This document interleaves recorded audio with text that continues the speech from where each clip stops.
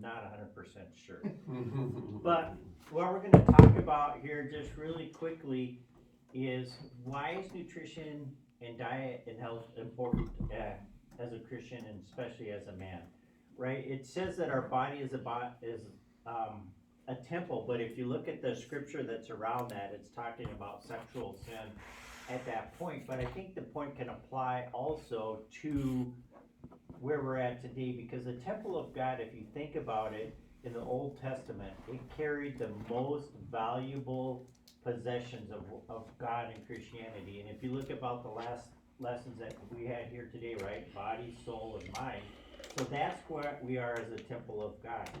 And not only are we being assaulted as men spiritually, but we're being assaulted physically and with physical stuff. So I'm just going to go over 3 things here really quick. And again, every one of these things could probably be an hour worth of talk. This is mostly meant to spur your thought and increase encouragement. And everybody got a pen earlier. I got a sheet so we can fill out just to go along and look at things. So the first one is a toxin. So it's found in almost all processed food and beverages in the U.S., including, what is it? High fructose corn syrup. Yep. Yes! This is it. Now, I knew that. here, I've got healthy treats, homemade granola. Sweet. All natural ingredients in there. So that's my reward. And if you want, and if you like it, I do have the recipe right here that we can make it. Yeah. So high fructose corn syrup, almost everywhere. All the processed food, beverages, soft drinks, candy, cereal, you can see everything. But what does it do if it's in all of our food? It causes weight gain, worsens our heart disease risk factors, increases your insulin problems, raises liver enzymes, accelerates arthritis, and it causes both cancer and Alzheimer's disease. So this is the next one. So these are found in most margarines, processed foods containing hydrogenated or partly hydrogenated. Trans fats? Yes. Yes. Trans What fats. was it? Trans fats. I said it's more of a question than a statement, so. Yeah, you did. But I'll Something give it else to you. that's trans, it's bad. Yeah. So trans fats. So if you look at the oils and the foods that we eat today that come with that, who knows how vegetable oil and that cooking oil is popular today? What was it first invented as? What was its first purpose when it came into man's mind? Lubricant. There you go. Lubricant for what? Engines. Big machines. Yeah. And then the guy Fat thought, people? yeah. And then the guy thought, oh, somewhere along the line we can eat this and we'll feed this to people. Again, our bodies can tolerate it because we can take a lot of abuse because God has created us wonderful, but it doesn't mean it's good for us. Yes. And again, what it does is it impairs the function of your immune cells, which are the white blood cells, and fighting off cancer and a whole slew of other things. What's the replacement for cooking oil then? For me, for cooking oil, I use tallow or just bacon grease. Those are things that I'm going to get into that at the end that God has done. What was the first thing you said? Tallow, it's Cow fat. cow fat, lard. Yeah. You Yeah. can use How do you spell coconut it? oil too. Butter's not good? Margarine's not good. Butter's good. Butter's okay? Yep. Coconut oil. Coconut oil is okay. Some of you have to watch on the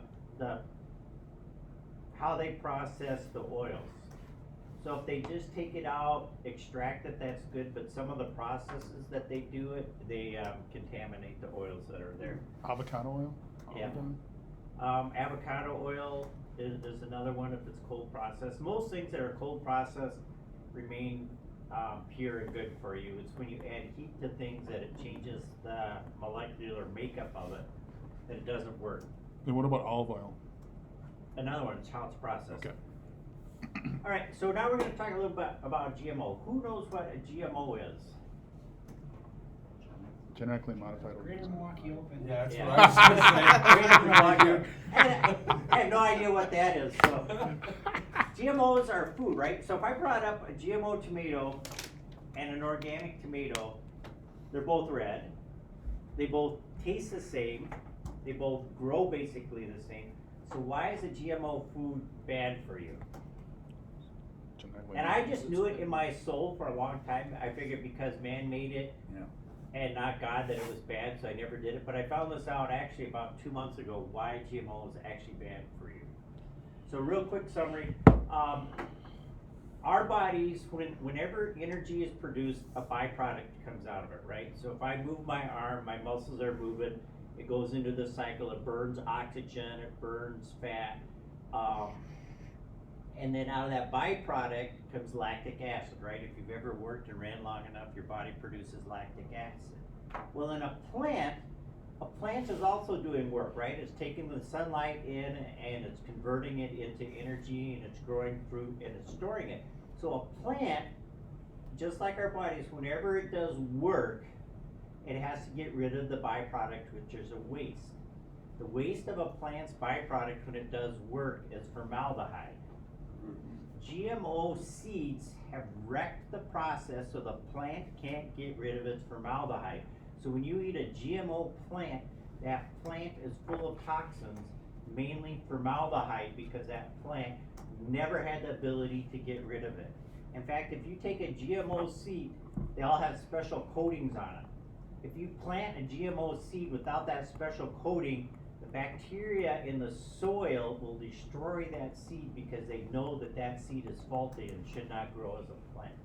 So God set that in there in his world that if this ever happened to a seed just because of the sinful process, that the bacteria in the soil would destroy it so that it can't reproduce. That's why they have to be specially coated when they're planted so that they can actually germinate, because they can't germinate on their own because the bacteria realize the flaw that's in that seed. So that's why GMO foods are bad for you, is they just have toxins in them. So if you go to the store and you're buying what you think is healthy, wonderful fruit, but it's GMO, which most of the farms and factory farms are all ran by Monsanto and Roundup and all of that stuff. All you're getting is a bunch of formaldehyde, which is toxins, which overload your system.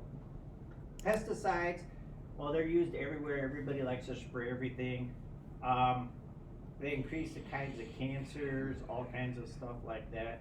Again, we'll look at air pollution. That's one of the biggest factors right now affecting the human health. It includes everything from ozone, nitrogen dioxide, not carbon dioxide, nitrogen dioxide. And pollutants, again, they cause cancer, heart disease, stroke, and premature death. Because if we look around us, not only can we see that the world is broken in the sense of morality and what people are doing, but if you look at it, why is like so many people struggling with obesity and weight gain and all of that stuff nowadays?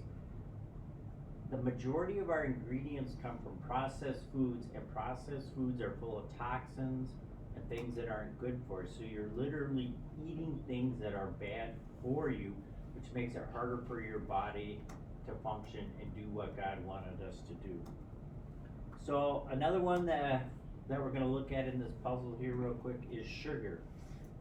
Now, why is sugar considered a toxic food? Sugar is We're considered. talking about white sugar? Huh? White sugars or what? Processed sugar, yeah. So unprocessed sugar, so my rule of thumb is if God created it and it grows and it hasn't been processed for man, it's usually good for you in limited amounts. So like cane sugar is good for you, honey is good for you, Fruit. fruit sugars are good for you, the natural sugars that haven't been GMO modified that God hasn't done. So yeah, we're talking about the processed sugar or highly refined sugar in this case. So it's a toxic food.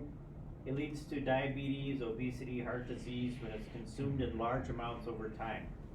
It increases insulin resistance, blood pressure. You can read all this stuff there. So I looked at this. What do you think the daily recommended amount of sugar is? There's a lot of different organizations out there, but how much sugar do you think we should have a day in teaspoons, or 30 to 60 grams if you can do metric to teaspoon conversion really quick? Probably zero. No, it's not zero. We go with one then. No. Six. 6. There you go, Frank. Wow. How'd you know that? I didn't notice again, but they're good. Got a good snack out of He this. did good conversion there, right? No, 6 grams of fruit sugar, honey sugar, or any No, sugar? this is processed sugar, only 6 to 12 teaspoons 6 to 12 teaspoons a day. of processed sugar. How much is in a donut? That's on the, that's I on said the next, Pringle, that's the so- next side. There's Yeah. the quiz Oh. on the back. So, and we're not talking about natural sugars that are in whole foods like fruits and vegetables, right? So we're talking about processed. So now we're gonna flip over.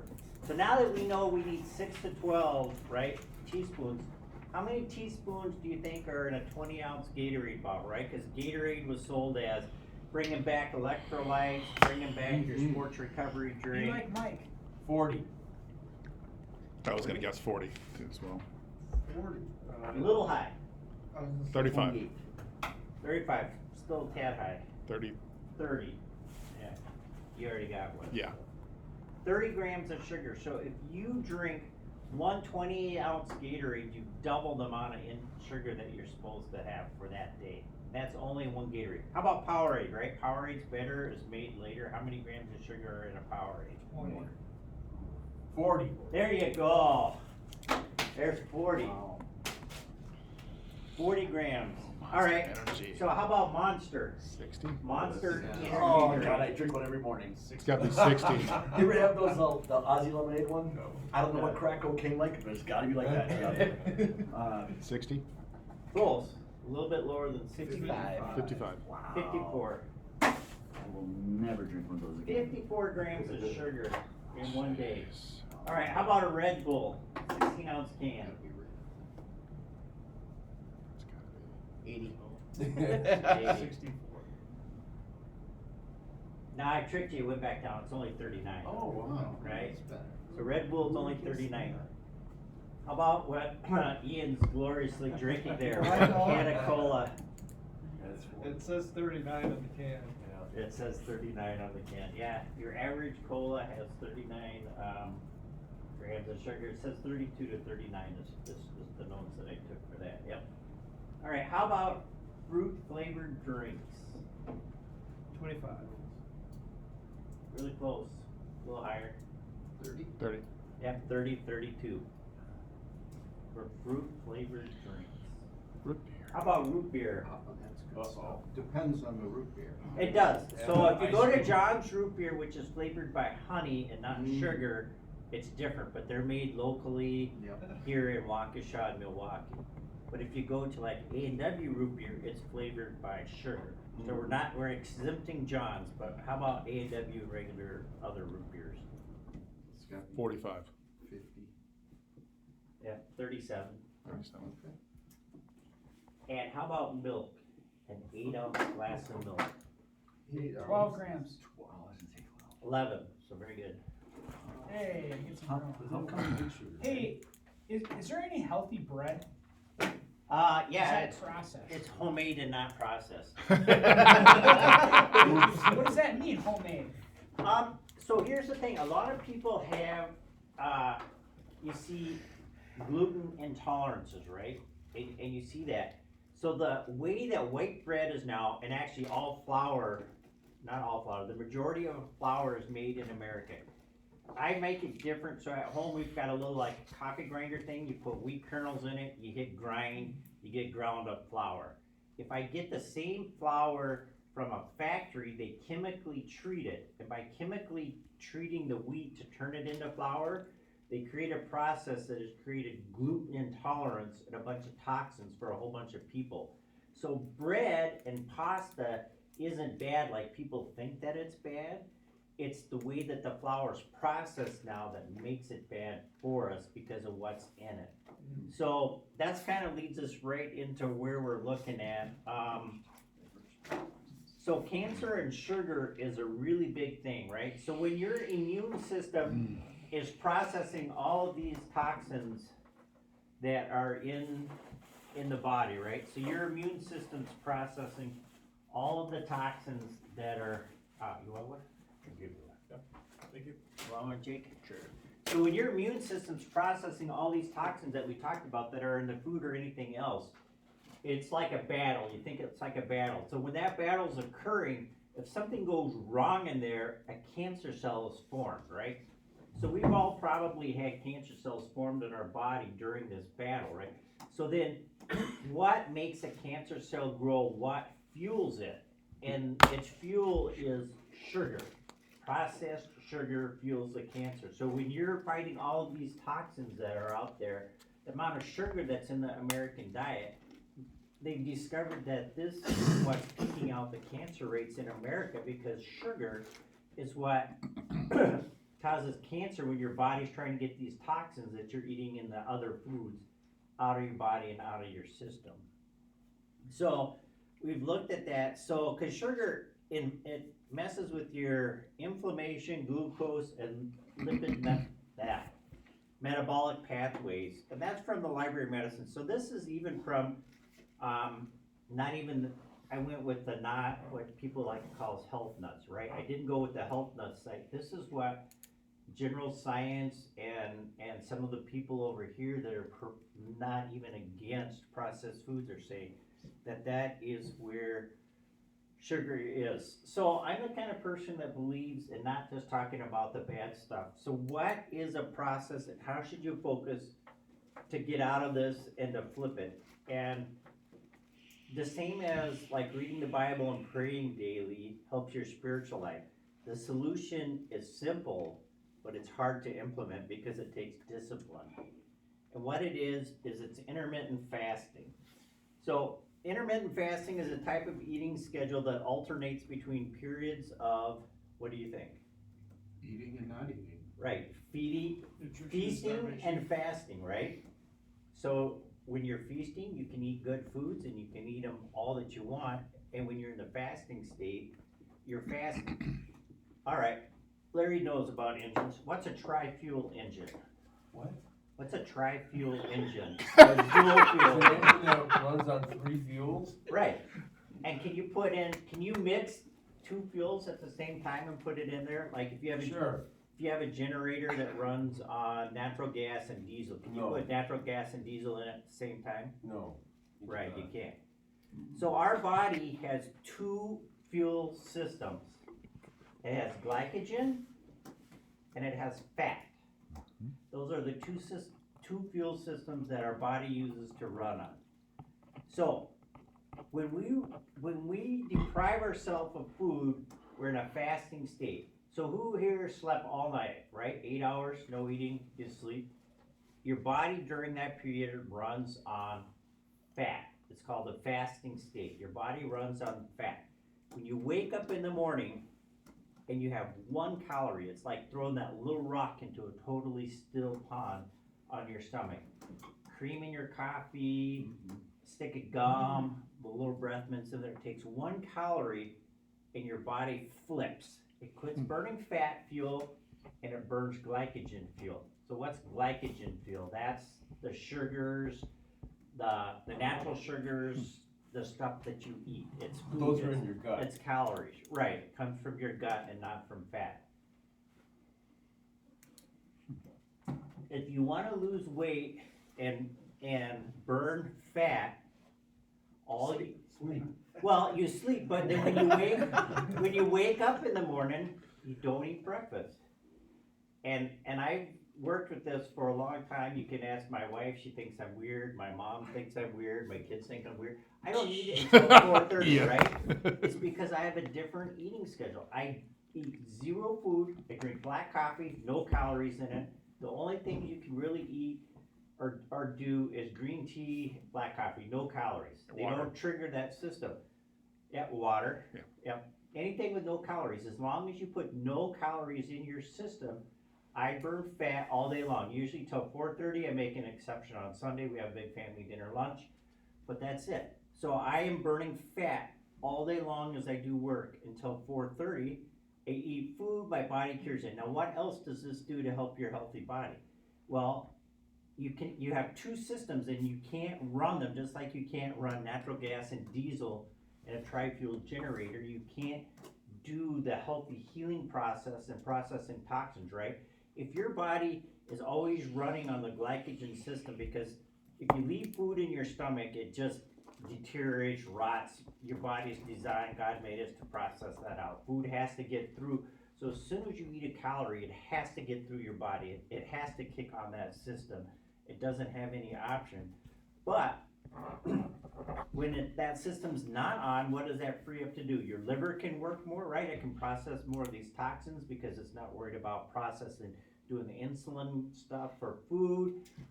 Your cells, your stomach cells, right? They can rest. Your body gets more rest from those organs, so it's easier on them, so it's easier on your body, right? So you've heard when you eat food, all the oxygen goes to your stomach, right? It has to. The blood has to go there, and it has to get it out. And this whole system's triggered by 1 calorie. So that means that you're not getting blood and nutrients going to your mind and everything else that you want to work on. So in my experience with intermittent fasting, you're sharper during the day, you can think better during the day, you have more clarity of thought because all the blood is not worried about the digestive system. And it's true, I come home at 4:30, 5 o'clock from work, I eat a giant meal, eat the foods that are healthy for me that I like, and then 20-minute nap, because your body's gotta process all that food, right? It's just the reality of it is, that's the way it goes. And then you get up and go about the rest of your evening, and then by 9:30, I'm done eating, that's it, right? So I'll eat all the calories, everything that I need in that small block of time, so that kicks in that system for that fuel, and then when I sleep, it goes over and does the other system.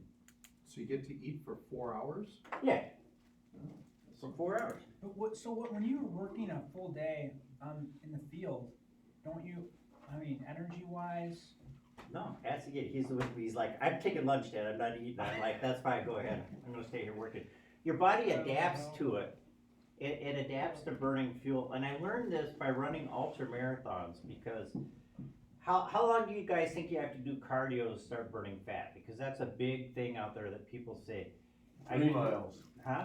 3 miles, or you mean time? Time-wise. 40 minutes. 1 hour. Yeah, you have to go about an hour, so that's cardio.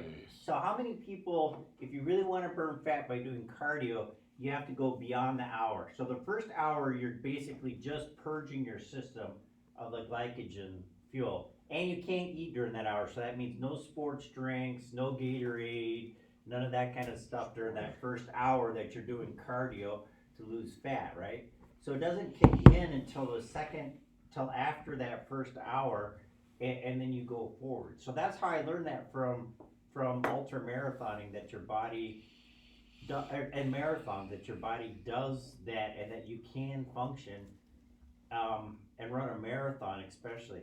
What heart rate is cardio? It's just elevated. 120, 100? It depends on like who you are and what's in shape. So if you're resting, But it's not walking. it could be a fast walk. Oh, fast walk, yeah. So or slow walk. So here's a question: how many more calories do I burn if I walk? Jay and I like to go and walk. So if I walk with Jay for 3 miles, or I run with Ian for 3 miles at, I don't know, what's our good pace now? 8-minute miles? Sure. We could probably do that. 200. So what's the difference in calories burnt if I'm running 200. with Ian for 3 miles or walking with Jay? 200 or 300. I would guess it's almost Zero. identical. Yeah, 0. You burn 100 calories per mile per movement on flat level ground. The only way to burn more calories is be like Usain Bolt, who can do 22 miles an hour. So if you can go that fast, you can burn more calories an hour, or you carry more load, or you go up a steep hill where you burn more energy. That's it. Otherwise, running and walking burn up pretty much the same amount of calories, right? It's gonna differ a little bit varied on weight and how much in shape you are, but really not that much at all. So walking and running, cardio is getting your heart rate elevated, and it depends on who you are for the percentages a little bit to do that as well. What about whole grain oatmeal? Is that a good or bad thing? That is good. That is what is in the granola. So I have the recipe there. We use whole grain oatmeal. So the rule of thumb that I've worked with to make things simple when you're looking to eat. Did God create it, right? Did God create it like whole grain oatmeal? apples, and then the second rule is that did man mess with it, right? So then you go to processed food. So if you got grain that is processed by chemicals and creates a bunch of the stuff that makes gluten, then that's not a good thing, right? GMOs, right? God created it, man messed with it, made it really bad. God created it, man processed it through all of this stuff, and it comes out not so good. So that's my first two rules: is where did your food come from, and how does it hit man? So like milk, I love milk. I drink raw milk. I drink a ton of raw milk, right? If you look at the difference between raw milk and pasteurized milk, as soon as it's pasteurized, almost all the good benefits of it is stripped out of there. If you start to look at some of these, I don't know, things that are put out that are supposed to be good for us or done for our own safety, really aren't done for our own safety and health like that. There's a whole book on milk, right? Like Yeah. how they sold pasteurized milk back in the 50s, and before Yep. that it wasn't really It interesting wasn't story. really, yep. Cause they can make that's more right. money on it, is that basically? Yep. the- Because it spoils. It spoils. If you take unpasteurized milk and you set it out, and 7 years later, I wanna drink that milk in that corner, I can drink it. It's buttermilk or sour milk. It tastes different, but it won't kill me and it's not bad for me. It won't make me sick at all. If I take pasteurized milk, set it in that corner for 7 years, it grows all kinds of bacteria, and if I try to drink it, it's bad for me. And I can no longer use it. Raw milk doesn't spoil. Bacon grease, you can set it on your counter. Lard, you can set it on your counter. Honey, you can set it on your counter. Eggs, From chickens. yep, from chickens that you don't wash the stuff off, you could leave them out indefinitely. So most of the bad things for us was mostly so industry could sell it to us and make more money off it, because our food goes bad then and it won't stay as natural in our shelves, which is kind of sad. So basically, real quick here, I got, how many minutes left? 10, 20. So I'm already late by 5 minutes. Real quick, if you want to work on losing weight and keeping your fat system going, that's what I challenge you. That's on the bottom of the paper. What time is your first meal? And then you just add 1 hour to it. It took me a year to get through this process because I got stalled at lunch. I stayed there for forever, like at 1 o'clock. But I was still struggling with what I was trying to achieve. And so it's only when I broke through lunch that I got to do it. And the other thing is cut out sugar. I'm gonna cut out this sugar and I'm gonna look at it. And if you don't believe that America is addicted to sugar, look at Morton salt. It has 2 ingredients, salt and sugar. Wow. Yeah, so you even gotta watch the salt that you put on your food because it has sugar in it. Processed sugar. And if you like the granola, I've got it here. It's totally healthy. Make sure I'm gonna make it in there. So the 3/4 cup of brown sugar in it. If you don't know, you can get unprocessed raw sugar, and that's what brown is. So yeah, it has a little bit of sugar in it, but it has way less, unless you eat the giant 2 cookie sheets that we made. It's got way less than your daily recommended intake for a Is that snack. like sugar in the raw or brown sugar? It's brown sugar, so it's not processed sugar, like when you cut sugar cane up, yeah, raw sugar is another So word for sugar it. in the raw is a Yeah, processed version, I guess, but yeah, is it processed? no, the stuff, No, you it's- can get unprocessed sugar where they just Okay. cut it down and basically it's granulized. And regarding your fasting, do you have to do that consistently 7 days a week? Can you do that 3 or 4 days a week? You can do it 3 or 4 days a week, and that's where I started, but then it made it harder for the days that I didn't. That's what I noticed when I was experimenting with it, because it's like, oh, on Tuesday, I'm gonna go all the way to 4 o'clock without eating, but on Wednesday, I get to eat at lunch, so then Thursday, when lunch rolls around, it's like, oh, I'm really hungry. So, because even now, because I have lunch on Sunday with the family, we have a big family thing, Monday's always hard, because at noon rolls around and my brain's like, it's noon, and it's hard. But that would But be you an don't improvement, have wouldn't to. it? If we just, like, I eat breakfast every day.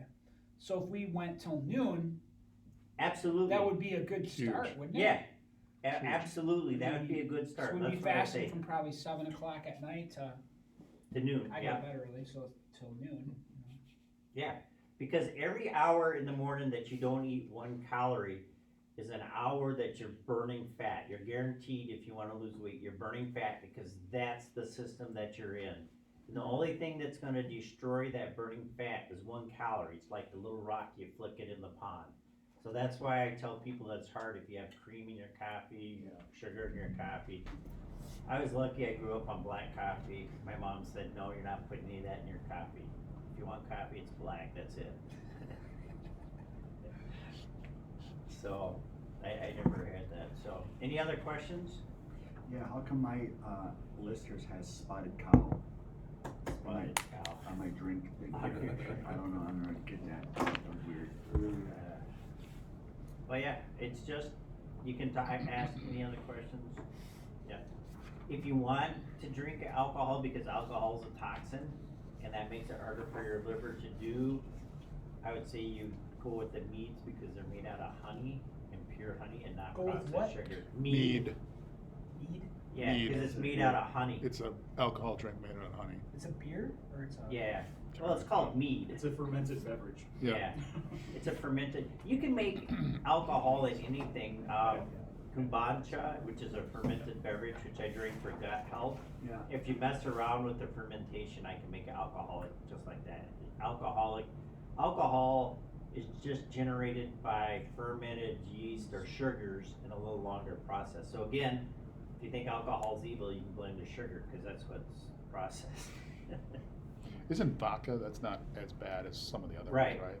Cause that's out of potatoes, yeah, Yeah. vodka's Yeah. a little bit different, but yeah. But then you mix it in orange Not all juice, vodka, which is what right. Yeah, Russia not, did. yeah, just the potato stuff, not the Yeah. Russian stuff, man. And then you mix it with lemonade. and Well, that's orange where you juice get the and problems, yeah. Everything else, right? But yeah, so that's just a brief overview. If you wanna talk about any of this stuff in way more depth, I have it. If you want another bag of healthy granola, if you want the recipe, so it took us. I'll take a recipe. Yeah, I'll take a Okay, recipe. there. It took Cheryl and I, well, we had all the ingredients on hand. We mixed it up in a big bowl. I don't know, 20 minutes, not even, to make it It was last night. delicious. Yeah, It's gone. it's delicious, yeah. It's got, so the sugar in it, so it says maple syrup, so if you use, natural maple syrup, not the maple syrup that's, yeah, not the high. You could've used honey, right? Yeah, can you use honey? You can use honey. How did GMOs start? What was the reason for it? Is it money driven as well? I think it's money driven. It was Monsanto that wanted to make plants that only their Roundup could help. So if you didn't plant their crops, then their pesticides wouldn't help you. So, and GMOs started way back in the 70s is when they started to do them. What's the oil you got in this? What oil? For this, we just used, what did we use? I think we used grape, cold processed grape oil. Cause that's what we had the most of standing around, so. Yeah. Thank you.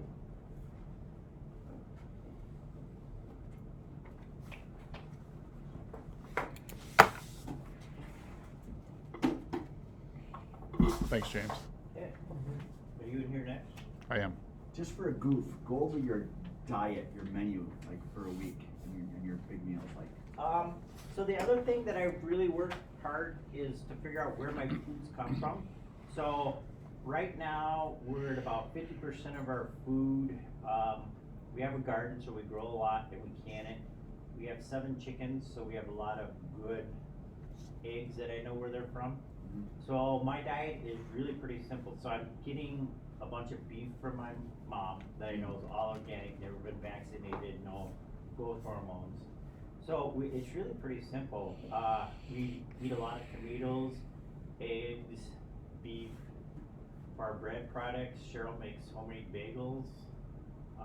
So that's what we eat for bread. For our wheat, you can buy a 50-pound bag of wheat kernels. So we get a 50-pound bag of wheat kernels and we just grind them up to make our flour. So it's just basically a simple diet. We eat a lot of stews. Sundays when we grill out, it's meat. So just simple, one ingredient thing that I know where they come from. So my goal is probably the next year to know 100% of where my food comes from. And man, cause we shop at the farmer's market, I meet the farmers. We almost shop zero at Pick and Save anymore, or the grocery store. It's like, just, that food is almost all garbage and bad for you. There's not much redeeming that you can find in that store. Wow. Even Cheetos. Even Cheetos, yeah, okay. Not Fritos. Can you find those at the farmer's market? Farmer's market, yeah. Yeah, high processed.